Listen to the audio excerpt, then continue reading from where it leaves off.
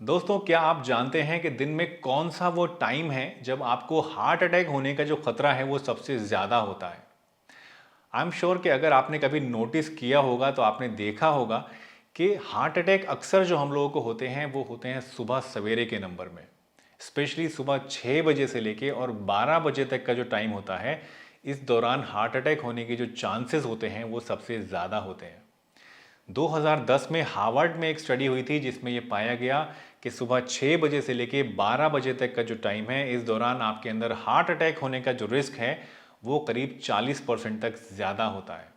और अगर इस टाइम पीरियड को हम और ज़्यादा नैरो करें तो हम देखेंगे कि सुबह सवेरे जब हम उठते हैं तो उसके बाद जो फर्स्ट 3 आवर्स होते हैं, उस दौरान जो अटैक होने का ख़तरा है वो और भी ज़्यादा होता है, करीब 3 गुना तक और ज़्यादा होता है।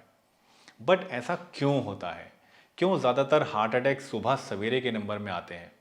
आज की इस वीडियो में दोस्तों हम इसी बारे में बात करने वाले हैं, जहां मैं आपको बताऊंगा इसका रीज़न कि किस कारण से सुबह सवेरे ज़्यादा आपको ये प्रॉब्लम्स हो सकती हैं। और इसके साथ साथ हम ये भी डिस्कस करेंगे कि क्या कोई ऐसा मेजर है, क्या कोई ऐसा तरीका है जिसको अपना के हम इससे अपने आप को सेफ रख सकते हैं। तो चलिए दोस्तों, बिना किसी देरी के इस इंटरेस्टिंग वीडियो को शुरू करता हूं। लेकिन उससे पहले अगर इस चैनल पर आप नए हैं और पहली बार वीडियो देख रहे हैं तो चैनल को सब्सक्राइब ज़रूर कर लीजिए। और अगर वीडियो पसंद आए तो इसमें एंड पे लाइक ज़रूर करिएगा, और कोई कमेंट या कोई थॉट्स हो तो वो भी हमारे साथ ज़रूर शेयर करिएगा। तो चलिए दोस्तों, बिना किसी देरी के इस वीडियो को शुरू करते हैं।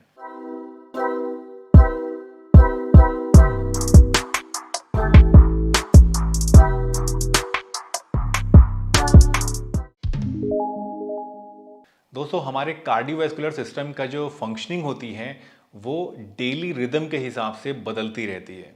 यानी ये ऑस्किलेटरी होती है नेचर में। ऑस्किलेटरी का मतलब है कि जैसे एक पेंडुलम होता है, आपने घड़ी का घंटा देखा होगा जो ऐसे चलता रहता है, तो वो बीच से स्टार्ट होता है, पहले इधर जाएगा, फिर वापस इधर आएगा, फिर वापस इधर आएगा। तो उसका एक रिदम होता है जिसके हिसाब से वो चलता रहता है। इसी तरह से हमारा जो कार्डियोवैस्कुलर सिस्टम है, हमारा जो हार्ट है और नसें हैं, इनका भी एक प्रॉपर ऑस्किलेटरी प्रोसेस होता है जो कि डेली टाइमिंग के हिसाब से बदलता रहता है। अब अगर हम बात करें हार्ट अटैक की, तो हार्ट अटैक के लिए दोस्तों दो मेन फैक्टर्स होते हैं। पहला फैक्टर तो ये होता है कि अगर हमारे हार्ट की जो ऑक्सीजन की डिमांड है, अगर वो डिमांड बढ़ जाती है तो उसकी वजह से प्रॉब्लम हो सकती है। दूसरा एक जो फैक्टर है वो ये हो सकता है कि हार्ट की जो डिमांड है वो तो नॉर्मल है, लेकिन जो सप्लाई आ रही है ऑक्सीजन की वो कम आ रही है, तो उसकी वजह से प्रॉब्लम हो सकती है। और तीसरा हो सकता है इन दोनों का कॉम्बिनेशन, यानी कि हमारे हार्ट में डिमांड भी ज़्यादा है और सप्लाई भी उधर से कम आ रही है, तो उस केस में भी हमें प्रॉब्लम हो सकती है और हार्ट अटैक हो सकता है। अब अनफॉर्चुनेटली जब हम सुबह सवेरे उठते हैं दोस्तों, तो पहले 3 घंटे के दौरान हमारे हार्ट के अंदर कुछ ऐसे चेंजेस होते हैं जिसकी वजह से जो ऑक्सीजन की डिमांड है हार्ट की वो सबसे ज़्यादा होती है। इसके साथ साथ कुछ एक ऐसे एड्रिनल हार्मोन्स होते हैं जो कि इस टाइम पे पीक पे होते हैं। जैसे कि कॉर्टिसोल एक हार्मोन है जिसकी वजह से हमारा ब्लड प्रेशर बढ़ जाता है और हमारी ब्लड शुगर भी बढ़ती है। इसके साथ साथ एड्रिनलिन एक हार्मोन होता है जिसकी वजह से अगेन हमारा ब्लड प्रेशर बढ़ता है और हमारे जो हार्ट रेट है, हमारे जो दिल की धड़कने की गति है वो बढ़ जाती है। और इसके साथ साथ एड्रिनलिन हमारे जो ब्लड वेसल्स हैं उनको कॉन्स्ट्रिक्ट करने का काम करता है, उनको नैरो करने का, सिकोड़ने का काम करता है। तो इसकी वजह से क्या हुआ, इससे क्या पता लगा? इससे पता ये लगा कि जब हम सुबह सवेरे उठते हैं तो उस दौरान हमारे हार्ट की जो ऑक्सीजन की डिमांड है वो सबसे ज़्यादा है, जैसा कि मैंने आपको बताया। और इसके साथ साथ जो सप्लाई है ऑक्सीजन की जो कि हार्ट के अंदर आ रही है वो भी कम हो जाती है, क्योंकि आपका ब्लड प्रेशर बढ़ रहा है और आपके जो ब्लड वेसल्स हैं वो कॉन्स्ट्रिक्ट हो रहे हैं। और ये दोनों ही फैक्टर्स मिलके एक बहुत बड़ा प्रेसिपिटेटिंग कारण बनते हैं आपके अंदर हार्ट अटैक के रिस्क को बढ़ाने के लिए। दोस्तों, हमारी बॉडी के अंदर एक चीज़ पाई जाती है जिसको बोलते हैं प्लेटिलेट्स। आई एम श्योर कि डेंगू के आने के बाद आपने प्लेटिलेट्स का नाम तो सुन ही लिया होगा। प्लेटिलेट्स एक तरह की सेल्स होती हैं हमारे ब्लड के अंदर जो कि थक्का जमाने का काम करती हैं। अब नॉर्मली एक हेल्दी इंसान के लिए ये बहुत ज़रूरी प्रोसेस है, क्योंकि अगर हमारे अंदर कभी कोई चोट लगती है और ब्लड लॉस होता है तो ये प्लेटलेट्स ही आके वहाँ पे चिपकते हैं उस जख्म के ऊपर और उस जगह से ब्लड का जो लॉस है उसको रोक देते हैं, और ये हमारे लिए अच्छा है। लेकिन अगर ये प्लेटलेट्स हमारी बॉडी के अंदर ही आपस में चिपकने लगें, जमने लगें और एक थ्रोम्बस बना लें, थ्रोम्बस यानी एक मास जैसा बना लें, एक थक्का बना लें, तो ये थक्का हमारी नसों के अंदर जम सकता है और हमारी ब्लड की जो सप्लाई है किसी भी ऑर्गन की उसको रोक सकता है। अगर ये थक्का हमारे कोरोनरी आर्टरी में बनता है जो कि दिल की आर्टरी होती है, तो उसकी वजह से हमें हार्ट अटैक भी हो सकता है। अब अगर हम बात करें सुबह सवेरे की, तो दोस्तों सुबह सवेरे जब हम उठते हैं तो पहले 3 घंटे जो होते हैं इसके दौरान हमारे प्लेटलेट्स के अंदर जो कैपेसिटी होती है आपस में चिपकने की, वो भी ज़्यादा बढ़ जाती है और नसों की दीवारों से चिपकने की जो इनकी कैपेसिटी होती है वो भी बढ़ जाती है। अब यूजुअली क्या होता है, हमारी बॉडी के अंदर एक प्रोसेस होता है फाइब्रिनोलिसिस। ये एक ऐसा प्रोसेस है जिसकी वजह से ये जो चिपकना है इसको हमारी बॉडी अपने आप ही क्लीन करती रहती है। लेकिन सुबह सवेरे जब हम उठते हैं दोस्तों, तो एक और जो निगेटिव चीज़ आपको मैं बताने वाला हूँ वो ये कि ये फाइब्रिनोलिसिस की जो प्रोसेस होता है ये सुबह के टाइम में सबसे ज़्यादा कम होता है। तो जो चिपकने की कैपेसिटी है वो तो बढ़ रही है प्लेटलेट्स की, आपस में जमने की जो कैपेसिटी है वो भी बढ़ रही है, लेकिन उनको क्लियर करने की जो हमारी बॉडी की कैपेसिटी है वो कम हो रही है। तो इसकी वजह से क्या होता है कि जो चांसेस हैं आपस में प्लेटलेट्स की चिपकने के और हमारी नसों को ब्लॉक करने के वो ज़्यादा हो जाते हैं। और इसकी वजह से क्या होता है, ये थ्रोम्बस बन जाता है और हमारी आर्टरीज में जम जाता है और उसकी वजह से जो ऑक्सीजन की सप्लाई है ब्लड की हमारे दिल को, वो कम हो जाती है। और चूंकि ऑलरेडी हमारी जो दिल की ऑक्सीजन की डिमांड है वो ज़्यादा है, तो उसकी वजह से ये दोनों चीज़ें मिल के हार्ट अटैक का रिस्क जो है उसको बढ़ा देती हैं।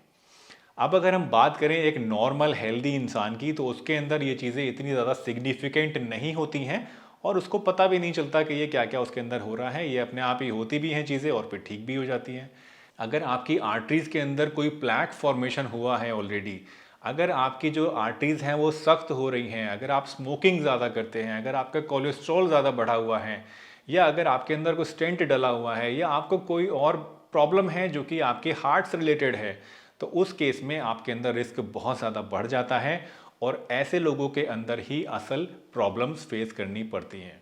तो अगर ये सारी चीज़ें जिनके बारे में अभी हमने बात करी कि आपकी जो सप्लाई है वो कम हो रही है, जो डिमांड है वो बढ़ रही है, अंदर थ्रोम्बस भी बन रहा है, अगर ये सारी चीज़ें खुदा न खास्ता आपके अंदर एक साथ हो जाती हैं सुबह में और एक साथ पीक कर जाती हैं, तो उसी समय आपको हार्ट अटैक हो जाता है। और यही रीज़न है कि सुबह सुबह हार्ट अटैक होने का जो खतरा है वो सबसे ज़्यादा होता है। दोस्तों अब एक सवाल जो शायद आपके मन में आ रहा होगा वो ये कि भाई ठीक है, सुबह सवेरे जब हम उठ रहे हैं उसके 3 घंटे के अंदर अंदर तो ये प्रॉब्लम्स हो रही हैं हमें,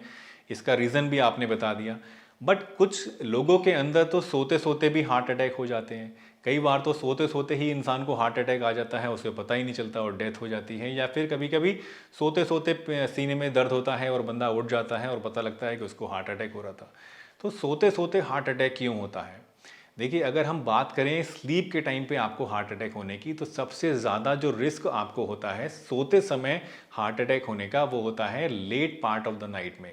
यानी सुबह सुबह जब हम उठने वाले होते हैं उससे 1-2 घंटे पहले का जो टाइम होता है, ये सबसे ज़्यादा रिस्की होता है हार्ट अटैक्स के लिए। अब आप पूछेंगे कि ऐसा क्यों होता है? देखिए, जो late part of the night होता है यानी सुबह सवेरे वाला जो टाइम होता है, इस टाइम रैपिड आई मूवमेंट्स बहुत ज़्यादा होती हैं। रैपिड आई मूवमेंट स्लीप का मतलब है कि इस दौरान सपने हमें बहुत ज़्यादा आते हैं और सपने जब हमें आते हैं तो उस दौरान हमारा जो ऑटोनॉमिक नर्वस सिस्टम है वो एक्टिवेट हो जाता है। यूजुअली तो जब हम सोते हैं तो हमारा जो कार्डियोवैस्कुलर सिस्टम है, दिल है, वो भी सो रहा होता है, हमारा ब्लड प्रेशर भी कम होता है और हार्ट रेट भी कम हो जाता है। लेकिन जब हमें ये सपने आते हैं सुबह के नंबर में और रैपिड आई मूवमेंट्स हमारे होते हैं, तो उसकी वजह से क्या होता है, हमारा ऑटोनॉमिक नर्वस सिस्टम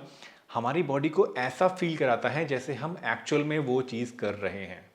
कई बार आपने देखा होगा, अगर आपको कोई ड्रीम आता है डरावना, या कोई आपको ऐसा ड्रीम आ रहा है कि जिसमें कोई आपके पीछे भाग रहा है और आप आगे भाग रहे हैं, या फिर आप हंस रहे हैं या रो रहे हैं या कुछ भी ऐसा आपके साथ हो रहा है, और उसके बाद अगर आपका आँख खुलती है तो आपको लगता है कि वाकई में आपका दिल बहुत ज़ोर ज़ोर से धड़क रहा है, या कई बार आपको ऐसा लगता है कि मैं वाकई में रो रहा था, या कई बार आपको लगता है कि आप अगर भाग रहे थे तो मैं थक गया। ये इसलिए होता है क्योंकि वैसे तो आप सो रहे हैं, लेकिन आपका ऑटोनॉमिक नर्वस सिस्टम जो है ये आपके हार्ट से वो सभी काम करा रहा है और उतनी ही इंटेंसिटी से करा रहा है जितना कि इन कामों को आप अगर आप नॉर्मल अपनी लाइफ में करते तब आप थकते, या उतना ही इफ़ेक्ट आपके हार्ट पे आता है। और इसी वजह से अगर आपका हार्ट हेल्दी है तब तो कोई बात नहीं है, लेकिन अगर आपके हार्ट के अंदर कोई रिस्क फैक्टर है, अगर ऑलरेडी आपके हार्ट की जो सप्लाई है वो कम है, या ऑलरेडी आपके हार्ट की जो नसें हैं उसमें कोलेस्ट्रॉल जमा हुआ है, सप्लाई कम हो रही है, तो उस केस में अगर आपका जो ऑटोनॉमिक नर्वस सिस्टम है वो आपको भगाएगा, आपको रुलाएगा या आपके अंदर इमोशंस पैदा करेगा, तो उससे आपकी हार्ट रेट बढ़ जाएगा, आपके हार्ट के अंदर जो ऑक्सीजन की डिमांड है वो बढ़ जाएगी, और इसकी वजह से आपको हार्ट अटैक होने का जो खतरा है वो भी बढ़ जाएगा। लास्ट में दोस्तों सवाल आता है कि क्या हम ऐसा कुछ कर सकते हैं जिसकी मदद से हम इन रिस्क फैक्टर्स को कम कर सकें या फिर इससे हम बच सकें। अनफॉर्चुनेटली दोस्तों ऐसा कोई भी मेजर नहीं है जिसकी मदद से आप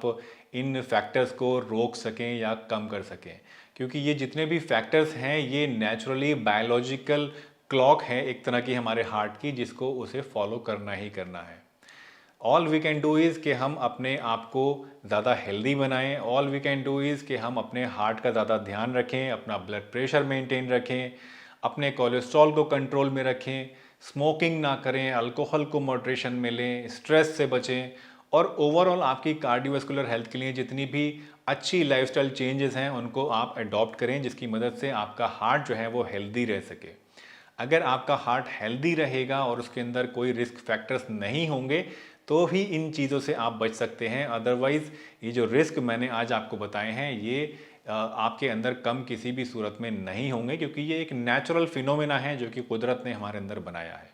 सिर्फ कुछ एक चीज़ें हैं जो कि लाइफस्टाइल मॉडिफिकेशन की शक्ल में हैं, जिनको आप अपना सकते हैं और अपने हार्ट को हेल्दी बना के इन रिस्क फैक्टर्स को कम कर सकते हैं। तो दोस्तों मुझे उम्मीद है आज की ये वीडियो आपको ज़रूर पसंद आई होगी और इससे आपने कुछ ना कुछ नया ज़रूर सीखा होगा। अगर आपके कुछ थॉट्स हैं या कमेंट्स हैं या आप कुछ अपने एक्सपीरियंसेस हमारे साथ शेयर करना चाहते हैं तो कमेंट सेक्शन में कमेंट ज़रूर करिएगा। अगर वीडियो पसंद आई हो तो इसे लाइक भी ज़रूर करिएगा, और चैनल पर अगर नए हैं तो चैनल को सब्सक्राइब भी ज़रूर कर लीजिए। मैं डॉक्टर सलीम आपसे विदा चाहता हूँ इस वादे के साथ कि फिर मिलूँगा आपसे इसी चैनल पर एक नई बढ़िया सी वीडियो के साथ। तब तक के लिए अपना बहुत ध्यान रखिए, हंसते रहिए, मुस्कुराते रहिए, रोज़ कुछ ना कुछ नया सीखते रहिए ताकि आप रह सकें हेल्दी हमेशा।